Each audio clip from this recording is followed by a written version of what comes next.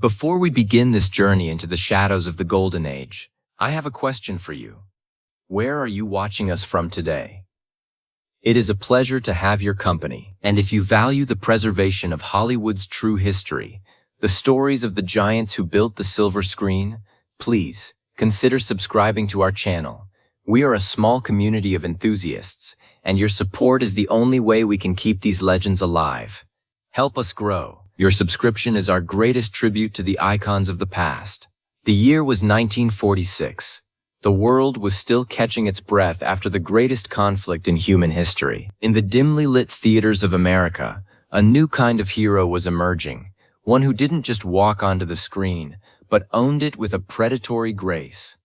When The Killers debuted, audiences saw a man known simply as the Swede. He was massive, silent, and radiated a dangerous vulnerability. That man was Burt Lancaster. But while the world saw a sudden star, the reality of how that man reached that chair in that dingy hotel room is far more complex than a simple discovery story. Burt Lancaster didn't follow the rules. He didn't spend years in acting schools or start as a child star. He was a man of the streets, a child of East Harlem who learned early on that if you didn't have a tough exterior, the city would swallow you whole. Most people know he was an acrobat, but they don't understand the psychological cost of that life. Imagine standing 30 feet in the air, no net, with nothing but your own grip between you and the pavement. That wasn't just a job, it was a philosophy. It taught him that in life, as in the circus, if you hesitate, you fall. This lack of fear, this literal life on the wire, is what he brought to Hollywood, and it terrified the executives who were used to pampered leading men. There is a hidden detail about his first screen test that rarely makes it into the glossy biographies. When Lancaster arrived in Los Angeles, he wasn't looking for fame, he was looking for a paycheck. He treated the audition not as an artistic endeavor, but as a physical challenge. He walked into the room with a posture that suggested he might either kiss the leading lady or break the furniture. The producers didn't know what to do with him. He was too big for the frame. But that's the secret of high-level retention in cinema. You can't look away from a man who looks like he might explode at any moment. But here is where the story takes a turn that nobody tells you. While he played the tough guy, Lancaster was secretly one of the most well-read men in the industry.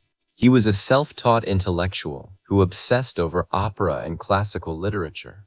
This created a profound internal conflict. He was a man with the body of a gladiator and the mind of a philosopher.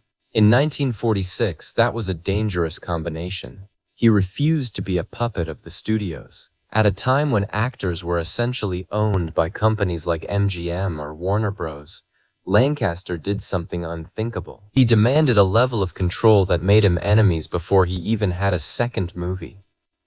He understood the cost of the soul very early on. He saw how the industry chewed up men like John Garfield and spat them out. Lancaster decided he would be the one doing the chewing. He used his background in the circus to negotiate his contracts like a high-stakes gambler. He knew that the audience didn't just want a handsome face. They wanted a man who represented the struggle of the common veteran returning from the war. He was the embodiment of the post-war American psyche. Strong yet haunted by a past he couldn't change. One of the most disturbing facts about his early days, and I use that word carefully, was his absolute disregard for his own safety. During the filming of his early noir classics, he frequently performed stunts that would have made a modern insurance agent faint. He didn't do it for the ego. He did it because he believed that if the physical effort wasn't real, the emotional performance would be a lie. He was searching for an authentic bruise. He wanted the sweat on his brow to be genuine, not sprayed on by a makeup artist. This intensity created a rift on the set. Other actors felt inadequate next to him, and directors found him difficult to manage because he often knew more about the mechanics of a scene than they did. You see, Lancaster wasn't just an actor. He was a force of nature that had been bottled up for 30 years. By the time he hit the screen in 1946, he was already a mature man. He didn't have the softness of youth. He had the hard edges of a man who had survived the Great Depression and the grueling life of a traveling performer. This gave him a hidden edge. When he looked at the camera, he wasn't looking for approval. He was looking for a challenge. And that challenge is what we still feel today when we watch those flickering black and white images. But as successful as he seemed, there was a shadow trailing him. The transition from the circus ring to the soundstage wasn't as seamless as the PR departments claimed. There was a period of forbidden history where Lancaster almost walked away from it all. He felt like a fraud. He felt that the art of acting was pretending, and as a man who valued physical truth above all else, he struggled with the artifice of Hollywood. He almost became a legend that never was. A man who could have disappeared back into the anonymity of New York City, leaving us with only a single movie to remember him by. What changed his mind? What was the secret conversation that happened behind closed doors that convinced the aquatic acrobat to become the Prince of Noir? It involved a level of manipulation and a promise of power that would eventually change the way movies were made forever. He didn't just want to be an actor. He wanted to own the circus. And in Hollywood, that meant becoming a producer, a move that was considered professional suicide for a new actor in the 1940s. They told him he was being arrogant. They told him he would be blacklisted. They told him that a man from Harlem with a circus background had no business sitting in the producer's chair. But Lancaster had a secret weapon. A group of men who were just as hungry and just as outsiders as he was. They formed a pact that would eventually break the back of the old studio system. But the price of that independence was higher than any of them could have imagined. It would lead to FBI surveillance, broken friendships, and a reputation for being the most dangerous man in the business. As we look closer at these 20 facts, you'll realize that the Burt Lancaster you think you know is just a shadow on a wall. The real man was far more intimidating, far more intelligent, and far more compromised than the history books suggest. For instance, did you know that his famous smile, that blinding flash of white teeth, was often used as a weapon in negotiations? It wasn't a sign of friendliness, it was a sign that he had already won the argument. But even with all that power, there were things he couldn't control. There were accidents on set that were covered up. And there were professional rivalries that turned into lifelong vendettas. And as we move into the darker corners of his biography, we find that the very thing that made him a star, his relentless, unyielding strength, was also the thing that threatened to destroy his personal life. The world saw the Mr. Muscles and Teeth, but they didn't see the man who sat alone in his trailer, studying scores of classical music to calm the nerves that even a tightrope couldn't shake. He was a man of contrasts, a man of secrets, and a man who lived by a code that no longer exists in today's world. And yet, there is one fact, one specific moment in 1946 that changed the trajectory of his life forever. A moment that involved a secret screen test and a lie that he had to maintain for decades. But we aren't even at the most revealing part yet. To understand the dark side of his success, we have to look at what happened when the lights went down and the cameras stopped rolling.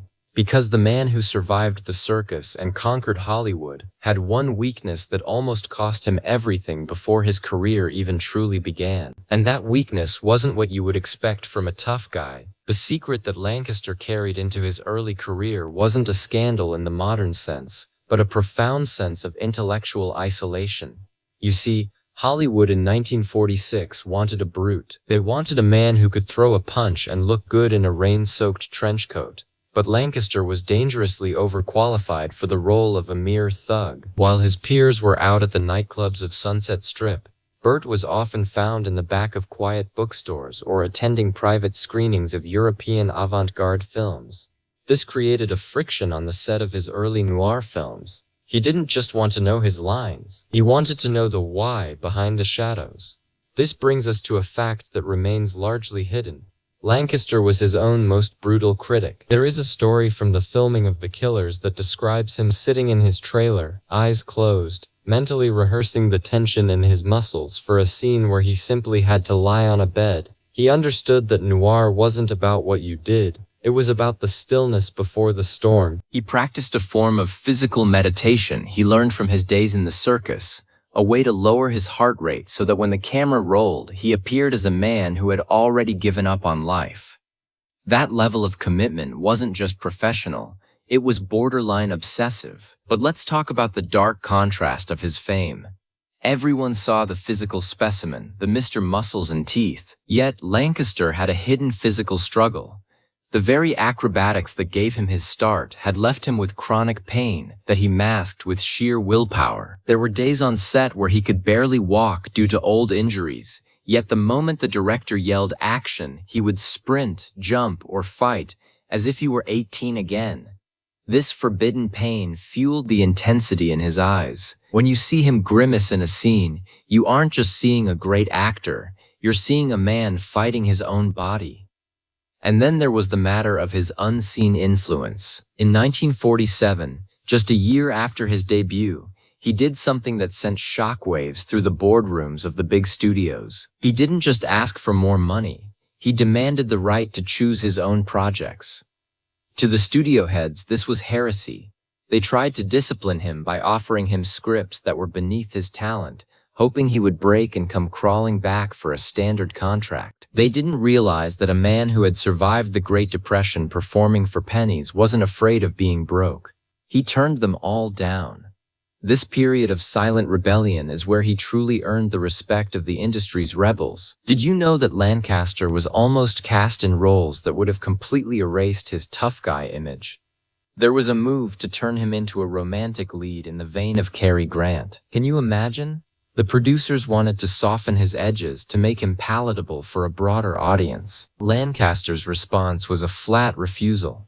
He knew that his power lay in his unpredictability. He didn't want to be loved. He wanted to be feared and respected. This refusal to sell out early on is the only reason we have the gritty, uncompromising performances that we cherish today. There's another detail that many historians overlook: his relationship with the blacklist era. While many stars hid under their beds or pointed fingers at their colleagues to save their careers, Lancaster stood his ground. He wasn't a politician, but he had a moral compass that was as rigid as his spine. He quietly supported writers and actors who had been shunonized by the industry. He used his growing power as a shield for others. It was a dangerous game that could have ended his career in a heartbeat. The FBI actually kept a file on him, noting his independent streak as a potential sign of subversion.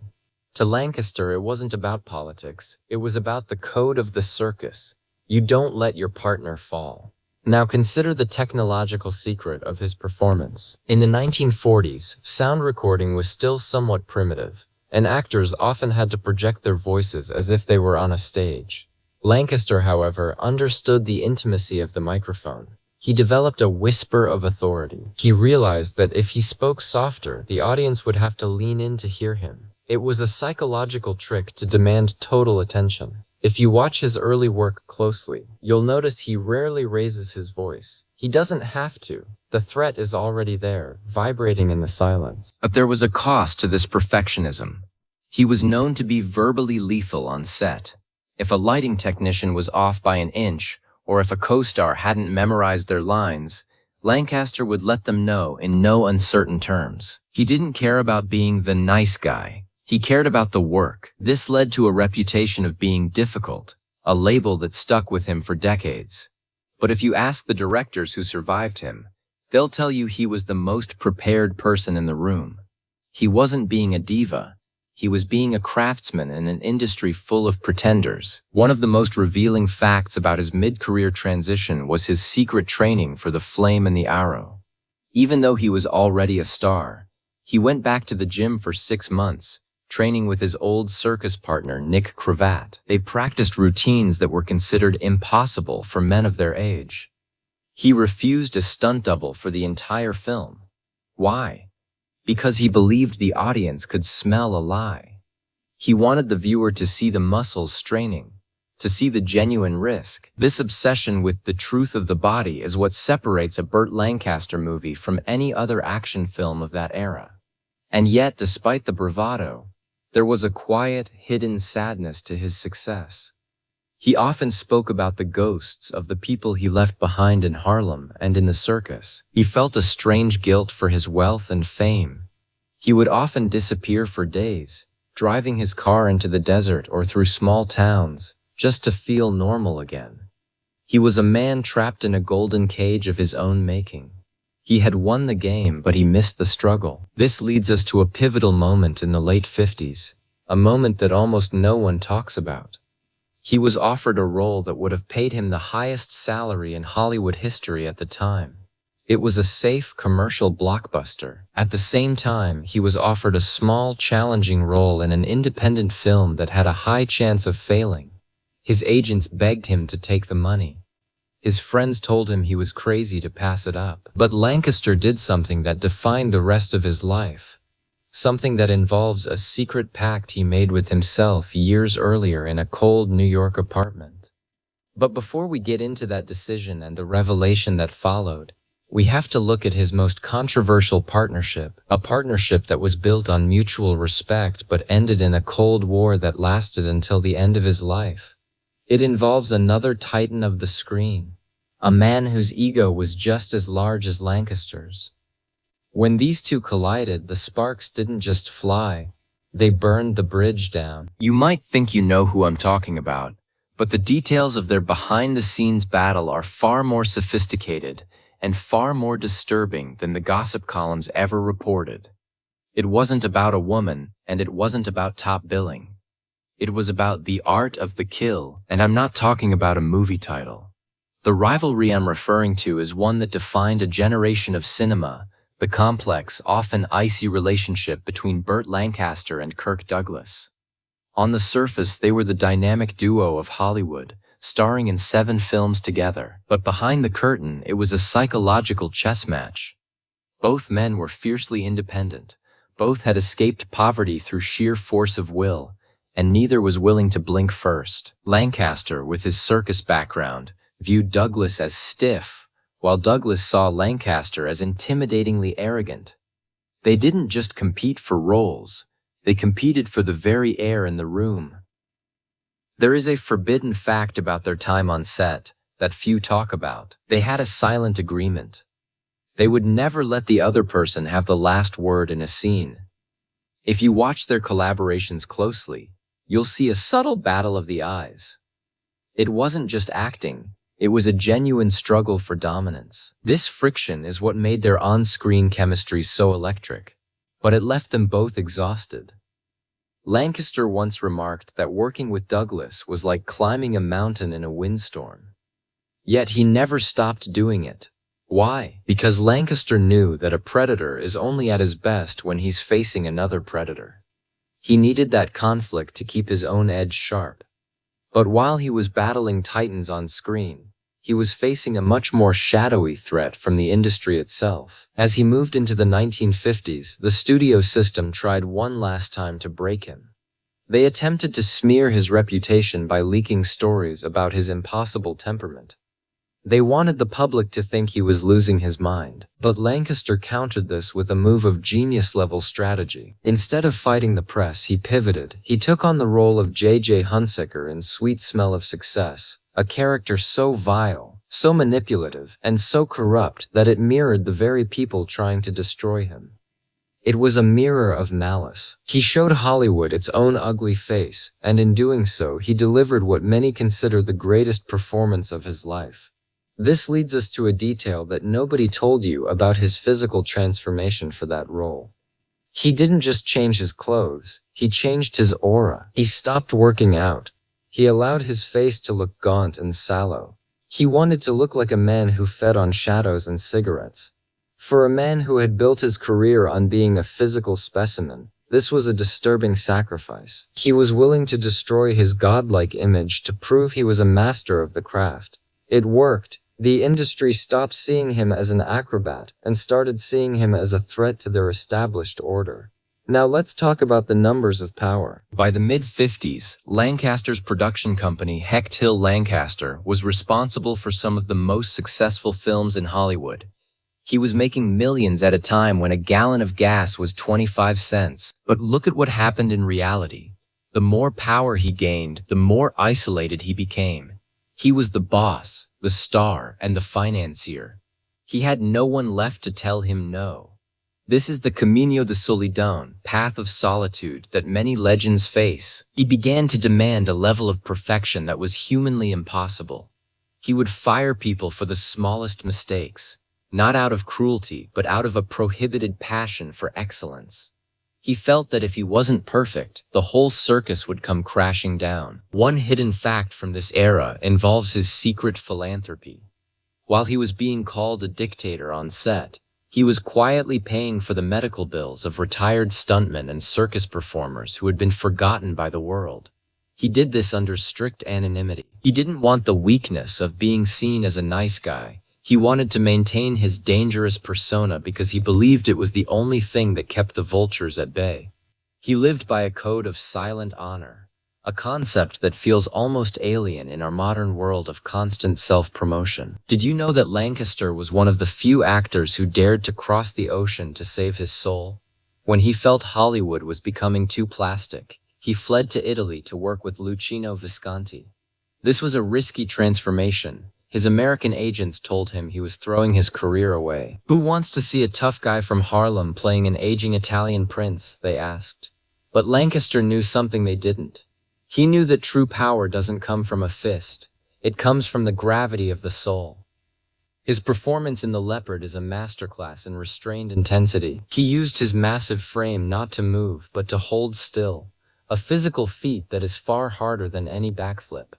But there was a secret cost to his international success. His long absences from home strained his family life to the breaking point. He was a man who loved his children deeply, but he didn't know how to turn off the star. He treated his household like a film set, and his children like co-stars who hadn't learned their lines. This is the real price of the legend. You can't be a titan of the screen and a normal father at the same time. The shadow of Burt Lancaster was so large that it left very little sun for anyone else to grow in. As we approach the climax of his story, we find a man who had everything: the money, the Oscars, the respect, and yet he was still searching for something hidden. He started taking roles that were smaller, darker, and more uncomfortable. He was looking for a way to lose himself. He wanted to be invisible, an impossible task for a man with that face and that voice.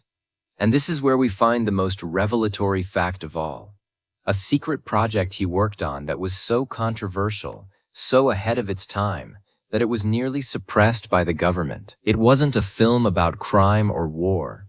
It was a film about the nature of the soul, and it involved a level of vulnerability that he had never shown before. But there was a cliffhanger in his own life, a health crisis that he kept hidden from everyone, including his closest friends. He was living on borrowed time while playing some of the most physically demanding roles of his later years.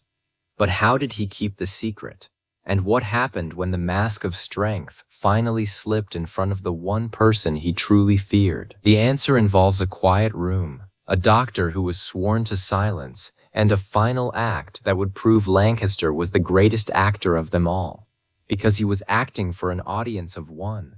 His own mortality. What comes next is a sequence of events that sounds like a noir film itself, but I assure you it is the cold, hard truth.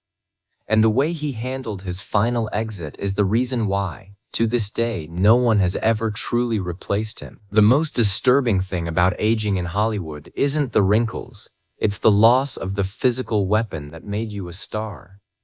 For Lancaster, a man whose entire identity was built on his athletic prowess, the 1960s and 70s were a period of profound internal war. He began to experience a series of health setbacks that he treated like enemy combatants. He underwent gallbladder surgery and later a quadruple bypass. But here is the hidden truth.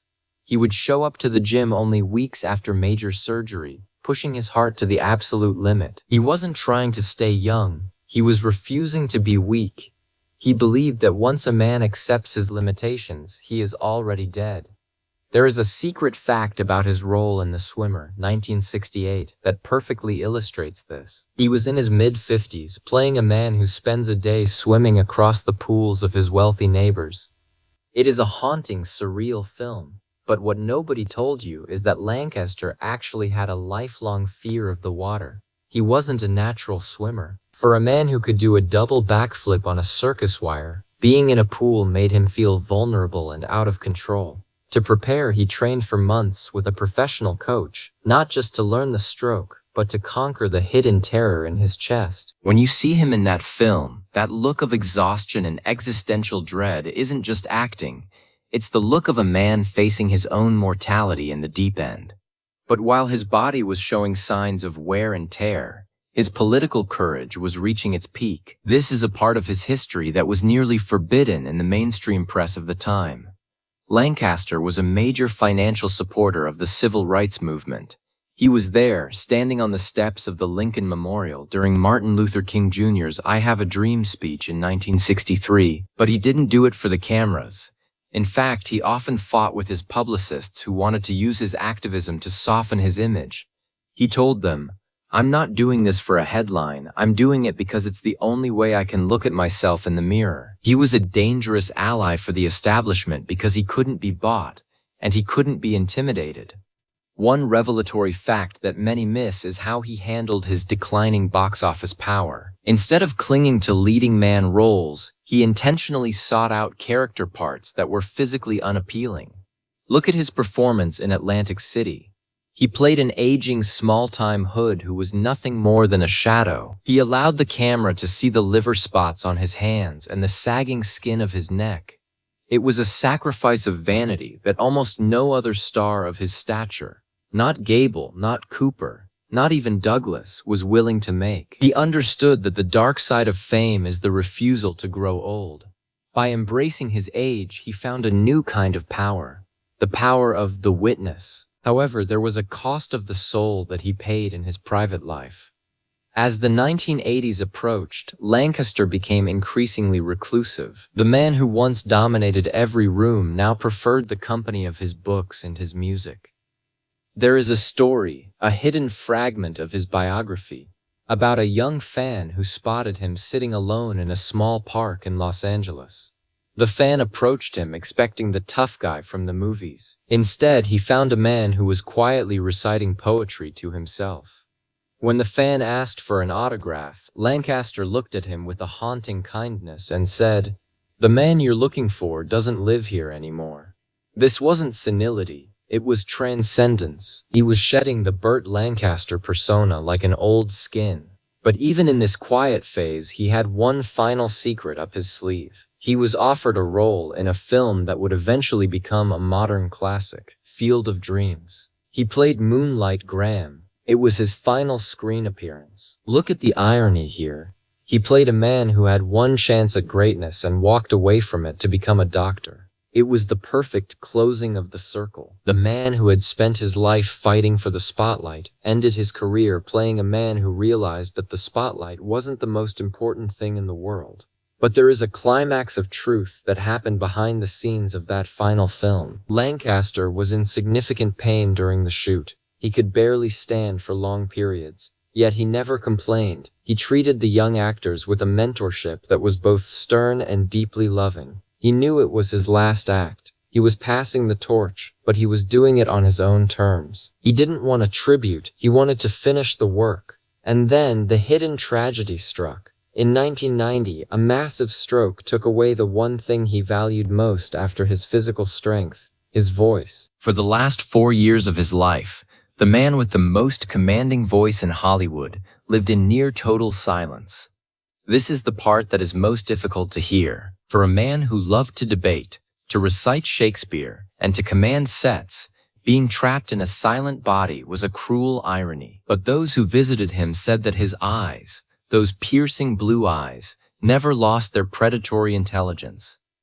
He was still there, watching, analyzing, and conforming to no one's pity. He died in 1994, but he left behind a blueprint for masculinity that has never been replicated. He showed that you could be a brute and an intellectual, a rebel and a patriot, a star and a human being. But as we look back at these 20 facts, there is one final revelation that changes everything we thought we knew about his very first performance in 1946. It's a secret that he took almost to his grave, involving a private lie that was the foundation of his entire career. This hidden truth explains why he was so obsessed with authenticity.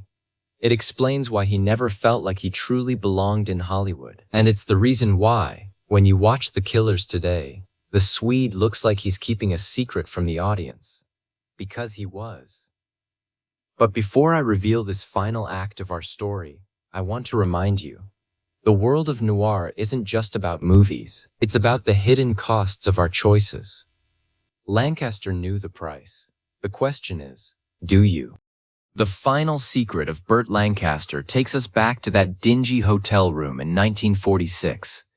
For decades, the legend was that he was discovered by a talent scout in an elevator. It's a charming story, very Hollywood.